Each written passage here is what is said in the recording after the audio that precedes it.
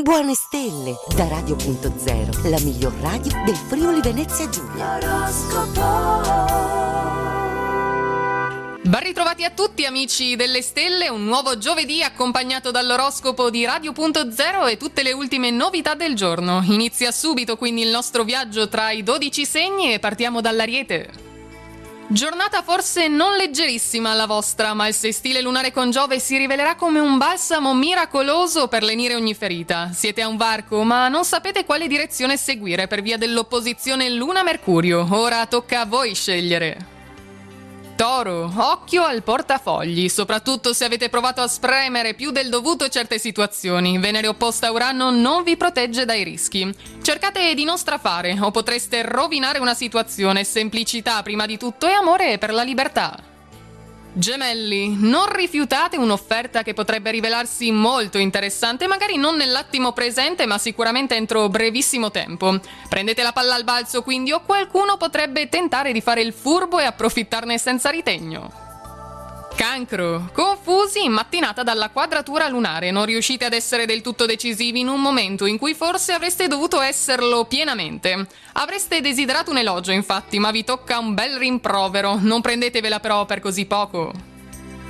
Leone, potrete dire di essere i primi della classe, appoggiati dalla calda luna mattutina in Ariete porterete avanti progetti forse campati in aria ma vincenti. Vi sentite guidati verso nobili scelte a cui però dovrete dare seguito senza perdervi per strada.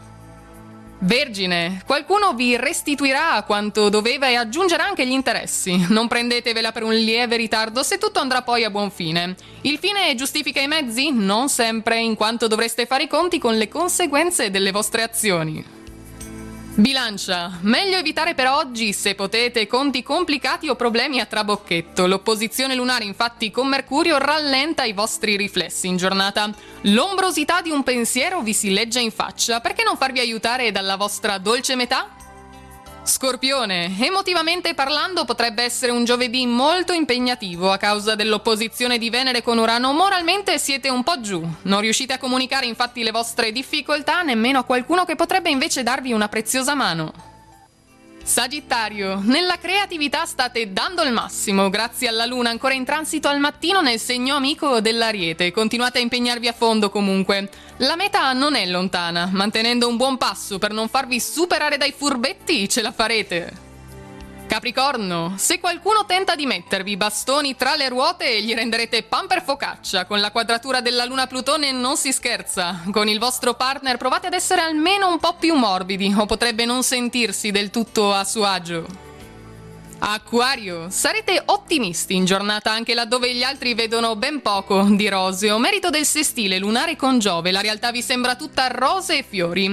Magnanimamente in più decidete di condividere con gli altri i vostri meriti, questo non può che farvi onore.